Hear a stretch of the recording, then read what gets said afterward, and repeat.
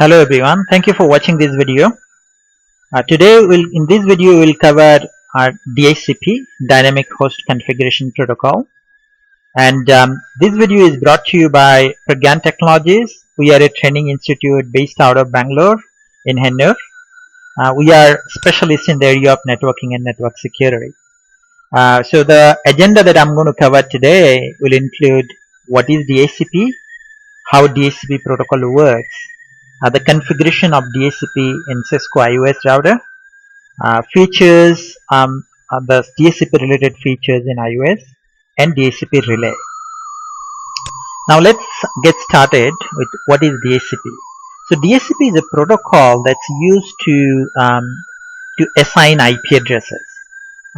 It's not only just assigning IP addresses. In fact, you can use DHCP to pass all TCP IP related configuration. So as the full form of DHCP says, it's Dynamic Host Configuration Protocol. So now let's look at what is the typical use case of DHCP. Let's say you have a laptop and you connect to your network in your office, and you'll see that your laptop gets an IP address automatically without any administrator's intervention. So how does this happen? This is really a function of DHCP that makes it happen. Now, why actually you need it in DHCP? So imagine what's going to happen if every morning as employees comes in and an administrator have to go to every machine and configure an IP address every morning. That's going to be extremely tedious work and time-consuming work. And if IP addresses are permanently assigned to laptop, then what happens? Then as you move your seat, you move from one network to another network. Your system's IP address needs to be reconfigured. At the same time, if one of your employees leaves the organization, then someone needs to keep track what IP addresses was assigned to this employee, and will have to recover those IP addresses. So really, just tracking IP address itself is going to be a full-time job of many administrators. So really this doesn't scale, and also this is error prone. What's going to happen, and as if you're a large organization, you have 1,000 employees, and you expect the administrators to make sure that every system has a unique IP address, and then they are manually assigned. There is a possibility that there's going to be a typo, and the IP addresses are going to be duplicate in some machines. And as you know, the IP address needs to be unique across the organization. As a result, unless you have an automated way of assigning IP addresses in a larger enterprise, actually the manual assignment is not scalable at all. So that's why you need DHCP. So now I think I have already spoken what the slide says. So DHCP advantages include, now you don't have to, administrators don't have to configure the IP addresses manually. It saves a lot of time. It minimizes errors. IP address space can be used efficiently. What do I mean by that?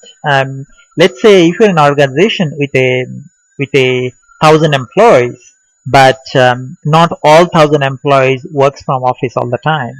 Maybe 500 of them works from office at one point of time, and many of them are many of them are mobile employees. So so with DHCP, if you have 500 IP addresses, that's going to be good enough, because the employees who are not in office, their IP address can be reassigned to others, and the DHCP assignment is going to take care of it automatically. And then DHCP has additional options where you can pass, in addition to IP address, you can pass custom parameters to your systems. One example is in a voice over IP environment, your IP phones needs a lot of additional configurations on top of your regular IP address. So some of these the configuration information can be loaded into the phone using TFTP from a TFTP server. Now, how does the phone know that what is the TFTP server where I'll download this configuration from? You can pass on some of this information to your phone using DHCP. So that's really why DHCP is for. Now we'll look at how actually DHCP works. So let's look at it this way. The expectation of DHCP is it should be able to assign an IP address to a system which has absolutely no information. Right? It doesn't know what is your DHCP server. It doesn't know what IP address it should get. So now the DHCP has a two component. There is a server. What is the job of a server? Server maintains all the IP address assignment information. It keeps track of what IP address has been assigned to which device. And then you have a DHCP client. Every system is supposed to have a DHCP client. So DHCP clients will interact with the DHCP server and will get the IP address from the DHCP server. Now let's look at how this process works. So by definition, DHCP client does not have any information. So as you connect your DHCP clients are typically running on your laptops. As you connect that to your laptop to your network, your DHCP client first job is going to be it needs to get an IP address. So now it doesn't know the DHCP server. So how does it send the request? So it sends a special type of request called discovery, and the fact that it doesn't know who is the DHCP server, this discovery is going to be a broadcast message. And this broadcast message obviously will go to every system in the network, and then DHCP server will also receive along with all other systems. Now the rest of the systems, if the system is not a DHCP server, it will receive that message, and it looks at the port number in the message. The discovery is typically a broadcast message, but it uses a UDP protocol, and UDP protocol 67, port number 67, like that. So most of the systems will not listen to that port, so that it's not going to respond to that. But DHCP server is listening for DHCP discovery messages. So as it sees the DHCP discovery message, it will look at its list of IP addresses that it has, and it says that, okay, what IP addresses that I can assign, and what IP address has already been assigned, and it will pick one of the IP address out of the list, and along with the additional parameters that you want to assign, is going to send that information to the client using a DHCP offer message. So DHCP offer message has an IP address. Okay, so basically now client got an IP address from the server. All good. So job should be done because client needed an IP address. It sent a discovery and the server has offered it. Right? Actually, not yet. There is an additional step. So why do you need an additional step? Now, what happens? Imagine if you have two DHCP servers in the same network. Now there is going to be two offers coming to the client. Now client will essentially select only one of them. Now how does the servers know that which one has been selected? So the process doesn't end here. So now client will have to select one of the DHCP offers. Most of the time it will select the first offer, and then it's going to request that IP address. So it's going to send a new message now, and this is called DHCP request message, requesting the specific IP address that was already offered.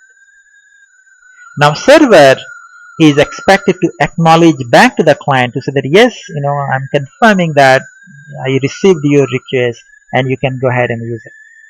So normally, of course, you would expect if the server has done an offer, you send a request and there is always going to be ACK. There are some exceptional conditions as well. There can be conditions where server has in the meantime assigned the same IP address to someone else, and it might send a NAK message saying that this IP address is not available for you anymore. So that's really how DHCP IP address assignment works. So process is simple, right? Very logical and step-by-step, 4-step process. And for remembering it easily, there is an acronym many people use called DORA process. So D for discovery, O for offer, request, and acknowledgement. Now, this is pretty much how IP assignment works. Now let us look at a few special conditions. One thing you need to realize, if you assign an IP address, the IP that's assigned to the client that's not, the client doesn't have that IP address for infinite duration. Because if the machine, you take the laptop out of your organization and you never come back, or an employee leaves the organization, that IP address should be taken back. So that means, when you get an IP address, it's not for indefinite period. It's like this process is called, when you get an IP address from the server, it's called a leasing. IP address got leased to the client. Okay, it's almost like the way you rent your house, right? When you get, if you are looking for a house and you look for a house, and then once you have an agreement, that agreement is for a finite duration. So it's for 1 year. Now, before your end of 1 year, you probably would like to renew the contract. Otherwise, the IP address, the builder will evict you from the house. So what do? You need to renew the lease, right? Similarly, in DHCP as well, when you get an IP address, you get it for a finite duration. That duration is called lease time. If you want to extend that lease time, then you'll have to renew that lease. Unless you do that, at the end of the lease time, your IP address will be released, and server might assign that IP address to someone else. So typically what DHCP does is, when your lease period is midway through, what do I mean by that? Suppose you have your initial lease period was 12 hours. At the 6 hours time, the DHCP client is going to start the renewal process. So the way renewal process works is, it's actually shorter version of the DORA process. Instead of whole DORA process, it will just go via the RA process. Why? Because now client already knows what is the DHCP server, and client typically would like to retain your existing IP address. Right? It's like, when you are renewing your house, you don't start from the beginning of finding the house anymore. You already have the house. You just go and renew the lease. Exactly the same process here. So what do? You send a request to the server saying that I have this IP address, I would like to extend my lease, and the server will either acknowledge or it will send an ACK, negative acknowledgement. And of course, if you get acknowledgement, your lease is renewed for additional 12 hours if your lease period is 12 hours. So this process will continue every 6 hours period. And for some reason, if client is switched off and it didn't send a request, and at the end of the lease period, server will take the IP address back into the pool, and it will assign it to someone else. So I hope the DHCP IP assignment process is clear. So it's really, if you look at logically, it's a simple process. So now we'll look at practically how do you actually configure this in a Cisco router. So Cisco routers can act as Cisco IOS can act as a DHCP server as well as DHCP client. Now, in real life, if you are a large enterprise, you may not use a Cisco router as a DHCP server. You might want to have a dedicated DHCP servers. Microsoft servers can act as a DHCP server. There are dedicated appliances. There are one popular DHCP appliance you get from a company called Infoblox. So there are Linux-based DHCP servers. In a very large enterprises, you would probably use one of the dedicated DHCP servers. But if you're a small to medium enterprise, or you don't want to invest additional server for doing the DHCP functions, you might want to use your Cisco IOS device, either a router or a switch, as a DHCP server. And then what is going to be your DHCP client? All your computers are going to be your DHCP client most of the time, right? Any computer which does not need a static IP address, it just needs to get an IP address, and that can get an IP address. And you can use a Cisco router as a DHCP client as well, even though that's not very regular situation. Most of the time, the core network infrastructures, routers will have a statically assigned IP addresses. So now we'll look at how do you configure a Cisco router as a DHCP server. So at core of a DHCP server configuration is what is called a IP pool configuration. What is IP pool configuration? IP pool configuration really means that you are telling the DHCP server what is the IP address range available to that server that it can assign to the client. Ultimately, the DHCP server is a system, so you need to tell it that what IP addresses should it assign to the client. So you'll define that in the code. So how do you configure that? You'll say the command is, of course, you need to go to the configuration mode. Once you are in configuration mode, you'll say IP DHCP pool and then full name. In this case, it's pool 1. And then you'll say what is the network address that it can assign from. So in this case, network address is 192.168.1.0 and the subnet mask. And then along with IP address, you typically like to assign default gateway as well. So the way you configure default gateway for this pool is you say default router, the default gateway address. Similarly, if you want to assign DHCP server address, then you will say DNS server address, then you will say DNS-server, and then you'll give the IP address. Right? Similarly, lease times, there is a default lease time, but you want to use your own lease time. How long this IP address will be available? You can mention the lease time. There are a few other additional configuration options. We'll come back to that after some time. Okay, I think let me cover the first important one. The IP DHCP excluded address is an important option. So what does that mean? That means that I said that the network that's available to the DHCP server to assign is 192.168.1.0. But some of these IP addresses from this network might be statically assigned. Maybe there is an IP address that is assigned to the router, maybe to a specific server. You want that server always to have that IP address. Then you can exclude that IP addresses which are statically assigned from the pool. So in this case, what we are saying? We are saying that 192.168.1.1 to 192.168.1.10, they are excluded IP addresses. So DHCP server will start allocating IP address from 192.168.1.11 onwards. Right? So now we'll go back and look at the configuration of a Cisco router and see how can you achieve DHCP configuration in a Cisco environment. So what I have done is I'm using a GNS3 for this demonstration, and I have already created a basic topology so that we can save some time. So I have this router acting as a DHCP server. For this, the first part of the demonstration, we'll just look at these two routers, DHCP server and this is the DHCP client. So instead of using a PC, I'm using the router as a DHCP client. So now, what do I need to do? I need to configure this DHCP server with an IP pool. Before that, DHCP server needs to have a statically assigned IP address. So I already have assigned this IP address on this DHCP server, and then this is the interface that connects to the DHCP client. So let me go back to the DHCP server and look at it. Okay, so this is my DHCP server. If you look at show IP interface brief, so you'll see that both the interfaces has statically assigned IP addresses. How do I know? Manual says that it's a statically assigned IP addresses. And first Ethernet, this is the interface that connects to my client. And now if I look at the client, that's my DHCP client. Look at show IP interface brief.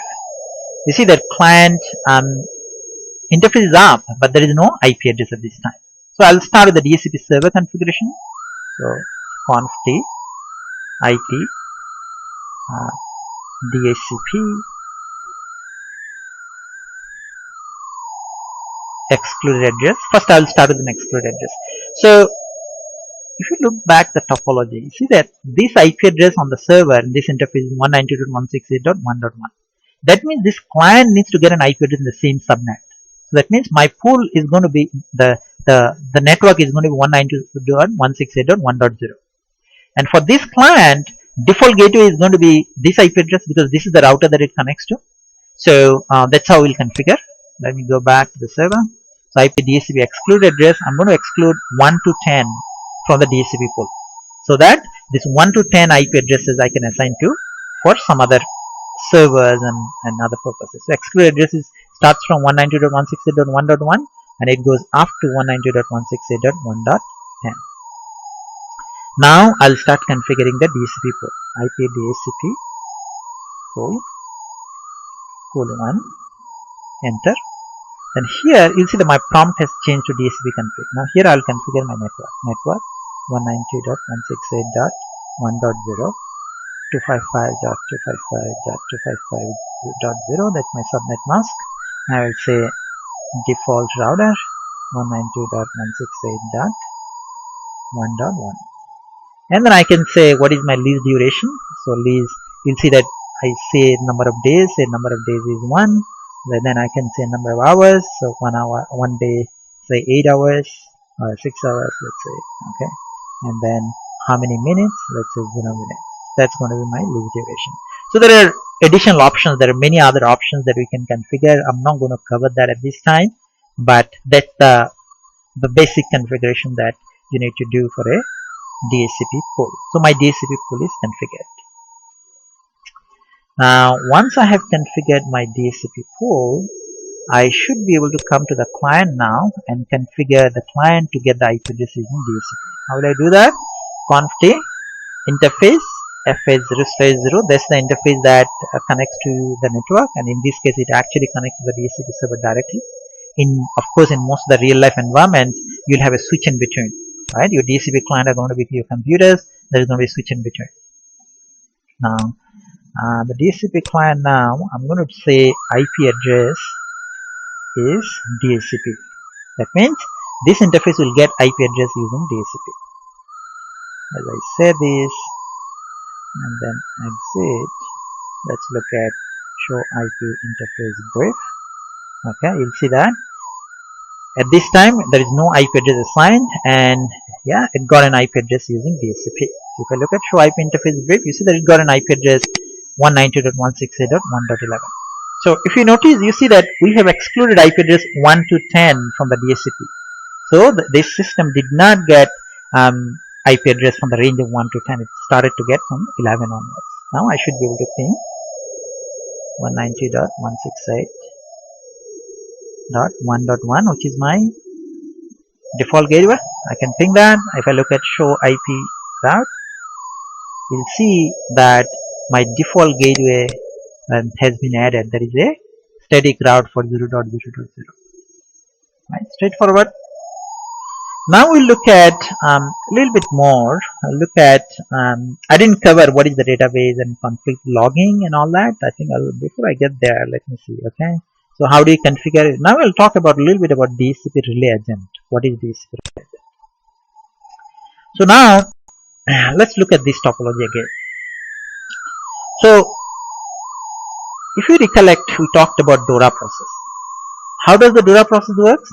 Client sends a DHCP discovery message, which is a broadcast message. Now if you have a client here and it sends a DHCP discovery message and it's a broadcast message, the broadcast message by default remains limited to only its own network. That means that message is not going to reach the DHCP server. I'll probably have to put a DHCP server in every network, which is not really scalable. So I might want to have only one DHCP server, and then same DHCP server should be able to allocate IP address for every network. And how do I do that? Okay, so that means I need someone on this network who can take the discovery message and pass it to the server. So DHCP relay agent job is to listen to the discovery messages coming from the client, and then it forwards it to the server. Essentially the process of IP assignment remains same. So even here this client is going to send a discovery message.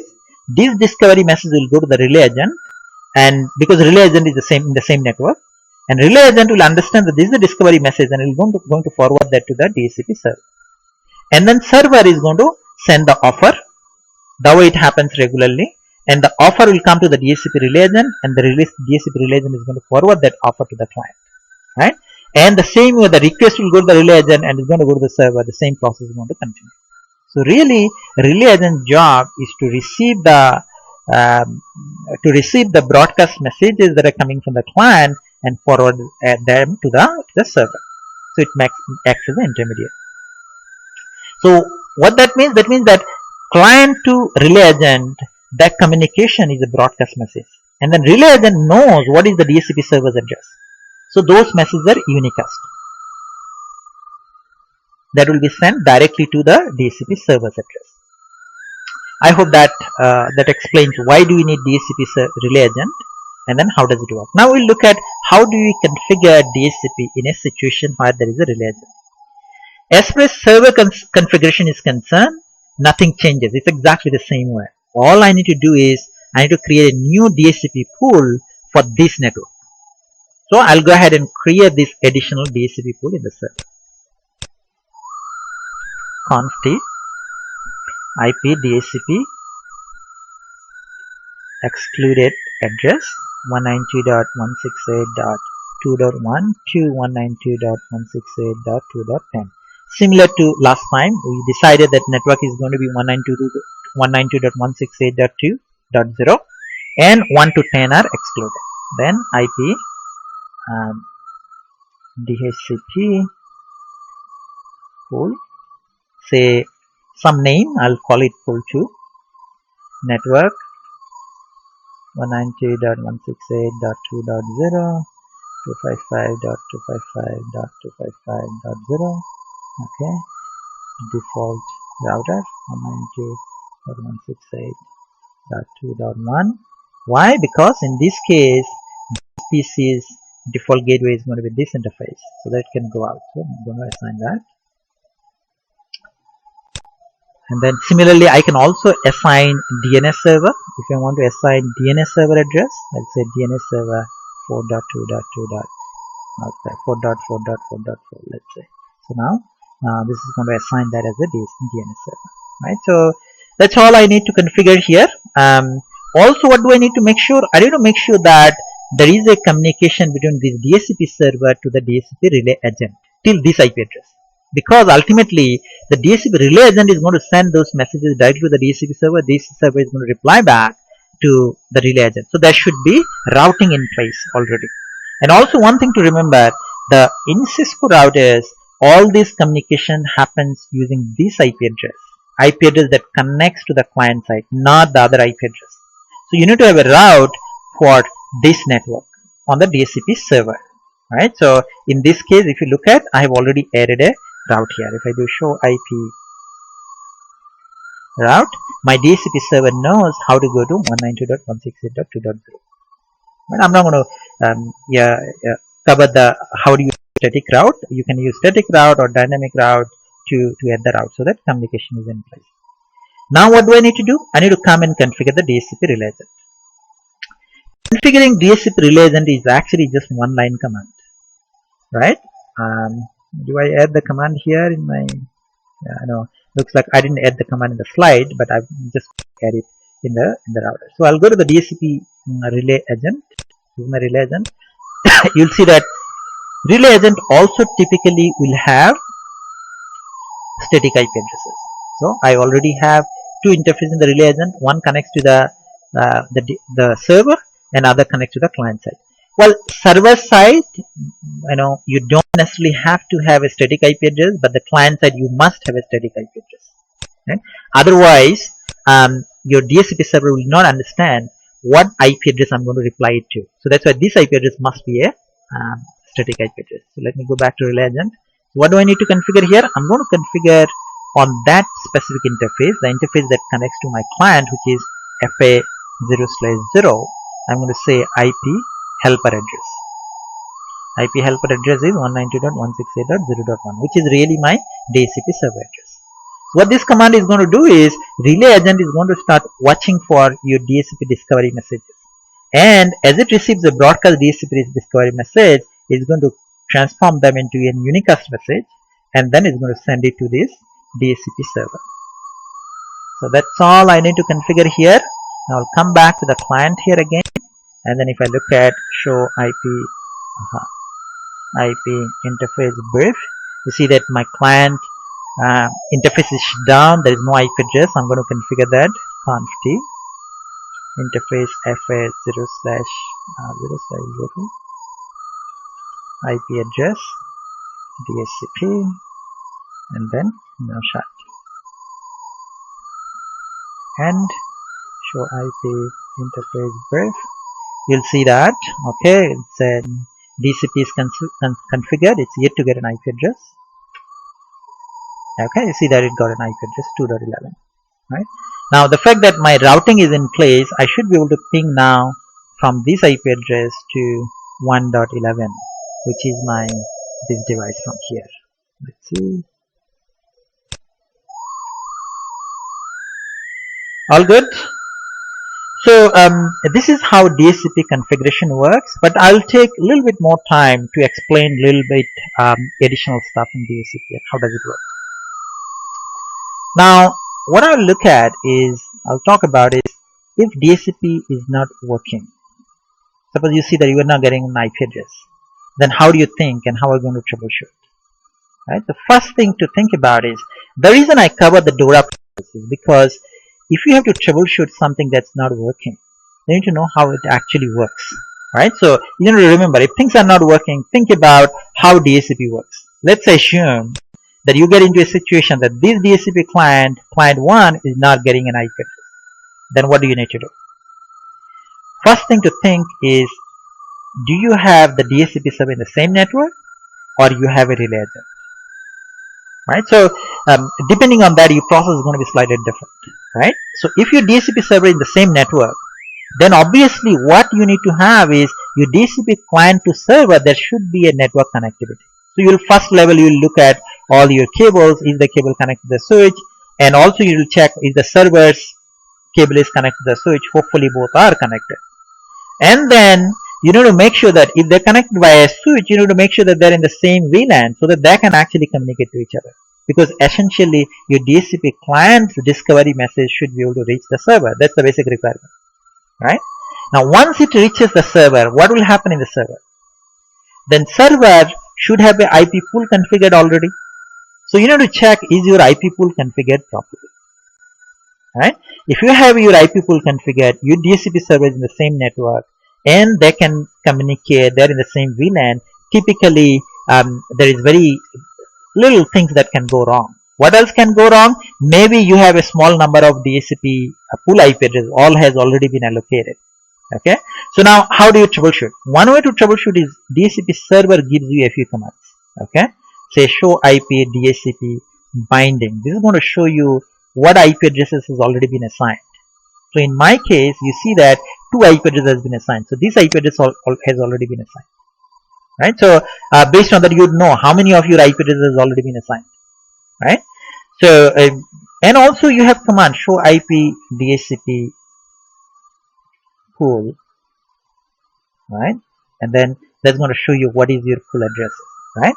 For example, in this case, I have pool 1. Pool 1 has 254 addresses. Total addresses are 254. Leased are 1. Right? So that's kind of give you a high level idea that how many addresses are available. What is the current index? That means the next IP address that's going to be assigned is going to be this address. Right? So based on that, you should be able to figure it out if your pool is configured properly. What are the other tools available for you? You can also look at show IP DHCP server statistics. This is a very useful command for troubleshooting. You'll see that the first section is a generic information. And then if you look at the messages section, you'll see that it says how many DHCP discover messages has been received. Right? So if your client is sending discover messages, you'll see this counter incrementing. If this counter is not incrementing, that means your discovery messages are not reaching the server. So that means you need to go back and look at what's wrong with the client. Right? So similarly, you'll see that every time you have a discovery, ideally you should be sending an offer.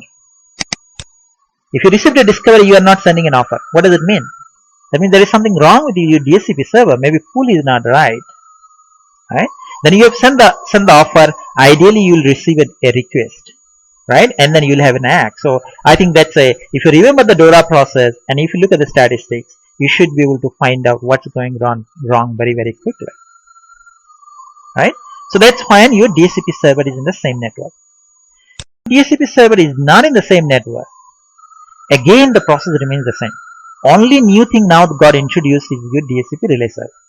So what do you need to make sure? You need to make sure that your relay agent is able to communicate to the server. You should ping from your DHCP relay agent to the server and make sure that the connectivity is absolutely fine. Right? What else? You need to make sure that there is no access list on the path that's blocking the traffic. Right? So one way to test connectivity, what I can do is I can come to the DHCP relay agent and I look at show IP interface brief. I'll ping the DHCP server 192.168.0.1. That's my DHCP server.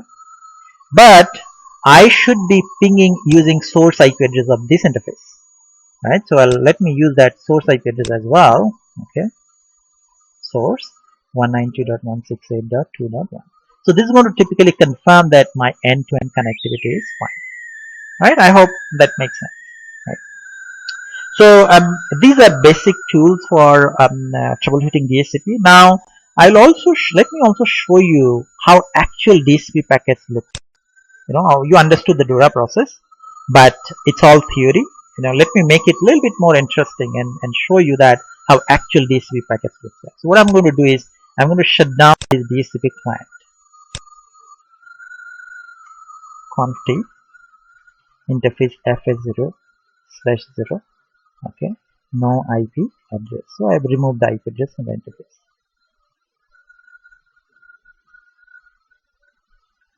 And then basically GNS3 offers a very nice utility. What I can do is I can take packet captures from this interface so that I can see how this DHCP IP assignment process really works. So let me start capturing packet.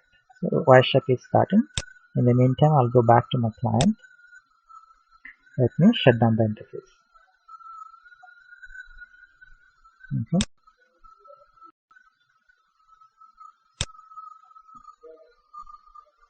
So Wireshark is started.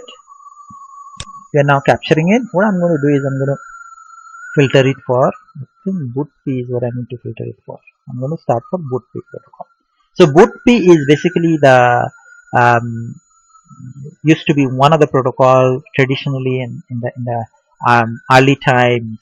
Boot P used to be used to assign the IP address, but DHCP is the evolved version of it. So Wireshark still filters it using boot P. So now let me start the DHCP process here. IP address, DHCP, and then no shut. So what this should trigger is this should trigger the discovery DORA process.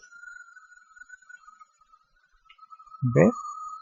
Okay, I need to get an IP address. Let's see what's happening.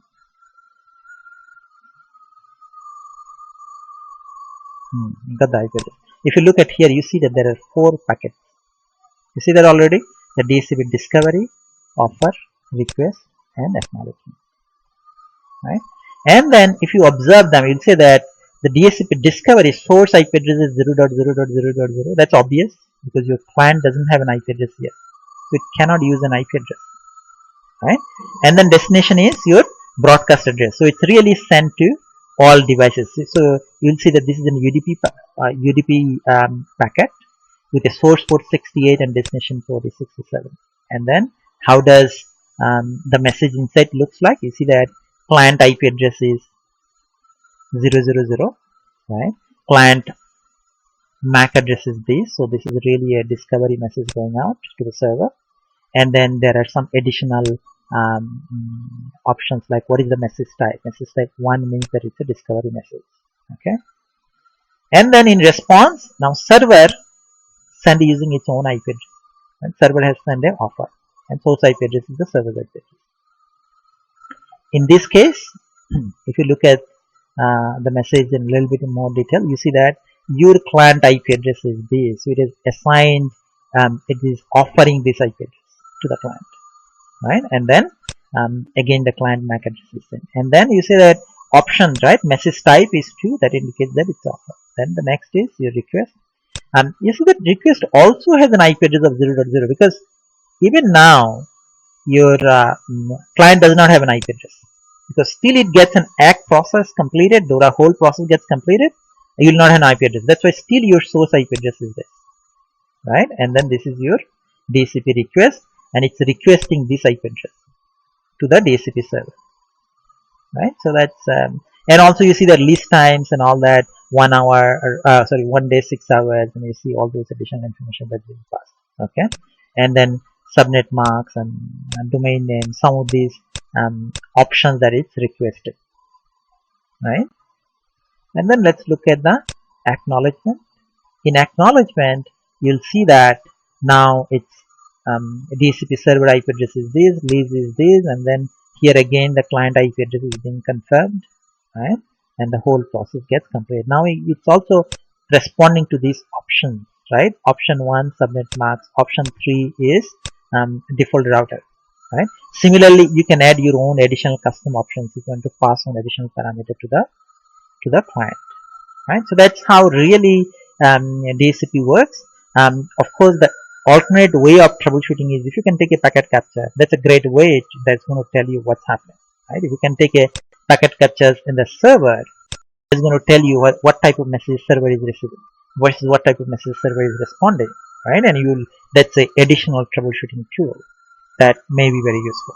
But statistics itself gives you a pretty good feel, right? I'll do one more thing, the final thing. What I'm going to do now is I'm going to do the same packet capture process, but this time on this interface, so that you can see how DHCP messages changes after the relay server. If I take the capture here, they will look like exactly the same. But if I take the capture here, how do they look different? That's what we look at now. So let me stop this. I'm going to start capture here. While it gets started, let me go back to the client 1 and reinitialize it. Conf T interface FS070 IP address. Okay, then shut down.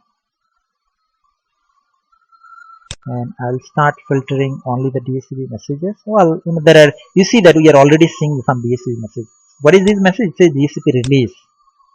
What does DHCP release message is for? If client wants to say that I don't need this IP address anymore, so client can send a DHCP release, right? So here client send a DHCP release message. That means client is saying that I don't need this IP address anymore. Why? Because I have said that there is no IP address, so it's releasing this IP address. Okay. So let me start the DHCP process. This filtering for DHCP anymore. Sorry, I need to filter for boot P because boot P is the protocol that OSHAC things for DHCP. So these are for your release process. Okay. Now if I look at this IP address has been released, if I look at here, if I look at show IP DHCP binding, you see that there is only one IP address. We remember one IP address we have already released, so that's not there anymore. Now I'm going to come back to client now. I'll configure this for DHCP IP address DHCP and then motion shut. Okay. And the configuration show IP enterprise brief. It's yet to get the IP address, but you see that some DHCP messages are getting exchanged already on the other link. Right, now it got the IP address. Okay, this is the IP address assigned. Now what is different? You see that DHCP discovery doesn't look like a broadcast message anymore. It's going from 2.1 to 0.1. Why? Because capturing this packet after the relay agent. So relay agents are converting them and sending it to this source IP address, and this is a destination IP. Right? But inside, I think most of the things would look, see, there is a few additional parameters, relay agent IP address. So there is the relay agent adds what is the relay agent IP address. And the client IP address and all that are blank, and then there is a client MAC address. And if you look at offer, the offer, you will see that this IP address has been offered. Right? Again, you have relay agent IP address. Now, what is the significance? There is a very important role of relay agent IP address. One of the role of relay agent IP address is DHCP server is receiving discover messages from so many different networks. Let's assume there is another network here and there is another IP address. So it could be receiving DHCP discovery from here as well. And the server has multiple pools. It might have 5, 10, 20 pools. But how the server knows that for this client I'm going to assign an IP address from the pool 192.168.2.0? The way it does it, it looks at the relay agent's IP address. Because relay agent is in the same network at this client, and server will ensure that it will always assign an IP address from the pool which is part of the relay agent's IP address, so that the IP addresses are always assigned consistently. That's why relay agent's IP address is very, very important in the whole scheme of things here. Right? That's really pretty much what I wanted to cover. There are a few other things that you might need to know, right? And maybe I'll take a few more minutes to clarify those. right? So you see that there is a command option which says that IP DHCP database, and there is a URL. So what does this command do? Now let's look at a scenario, right? Your router is acting as a DHCP server, and it has already allocated 50 IP addresses. And then router is keeping information which IP address has already been assigned. How can you see that? IP DHCP server binding. That shows you that what IP address has been assigned to. Now at this moment, all this information stored it's in memory by default. Now you reboot the router. Now all the information from the router's RAM is lost now. Now as the router comes back up, new clients comes in, router will start assigning IP addresses again. So it will start assigning IP address from the beginning again because it doesn't know what IP address it is already assigned. So what will be the outcome? Outcome is going to be there is going to be conflict. IP conflict. So two systems will have the same IP address. So how do you avoid that? The way you avoid that, the first option that Cisco routers do is before it assigns an IP address, it can ping and check whether has this IP address been assigned already. Right? If an IP address has already been assigned, then it detects the conflict, and then what it's going to do is it's not going to assign that IP address anymore. Right? So it will move on to the next IP address available from the port. Right? You can see that actually before router has assigned 192.168.2.12, it has sent the ICMP key request ping message to confirm that there is no other system with the same IP address. So that's one mechanism, that how it tries to avoid IP conflict. So by default actually it uses ping. Right? So now what are the other options? Ping will avoid your duplication of the IP addresses hopefully, right? And also IP DHCP conflict logging is going to create a log message every time it finds a IP address conflict. But this is not graceful, right? If you have every time it tries and it finds that so many IP addresses already been assigned, so that is a better way of doing it. The other way of doing that is you can have all this DHCP IP assignment information stored in a database. So you can say IP DHCP database and then say FTP and FTP server address. Now what will happen? Every time your machine assigns an IP address, your router assigns an IP address, is going to update the FTP server saying that I have assigned this IP address to this machine.